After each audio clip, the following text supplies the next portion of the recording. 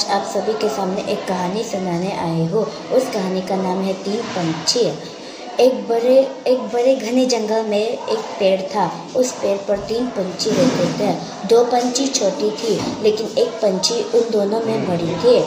तो एक दिन वहाँ में एक छोटी सी टहनी आई और बड़े पंछी ने कहा, चलो हम इसे काट देते हैं। तो दो पंछी ने कहा, नहीं, हम इसे नहीं काटेंगे, कितना सुंदर लग रहा है।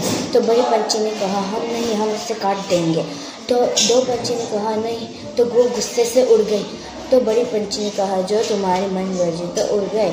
तो वो बड़ी टहनी और मजबूत होती गई। वहाँ में चाहे तो एक ना 10 या 3 आदमी भी चढ़ सकते थे। एक दिन वहाँ में एक शिकारी आकर उसके घोंसले में एक जाल बिछा दिया। तो तीन पंछी फिर से आए और जाल में फंस गए। तो बड़ी पंछी ने कहा, देखा ना, मैंने कहा था ना, ये हमें मुसीबत में ला सकता है।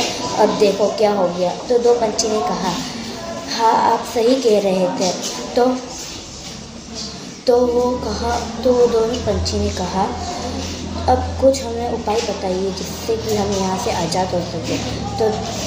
तो बड़े पंछी ने कहा, ठीक है, जब हम लोग मरने का नाटक करेंगे, जब वो हमें एक एक करके नीचे फेंकेगा तो हम तीनों उड़ जाएंगे। ठीक है। तो फिर वो तीनों मरने का नाटक करा। तो फिर शिकारी आकर कहा, वाह, मुझे तो इसे मारना ही नहीं पड़ा। चलो मैं इसे एक एक करके नीचे फेंकता हूँ। तो एक एक कर नीचे फेंका तो वो तीन पंछी उड़ गए। हमें इस कहानी से ये सब सबक मिलती है कि हमें बड़ों की बात माननी चाहिए।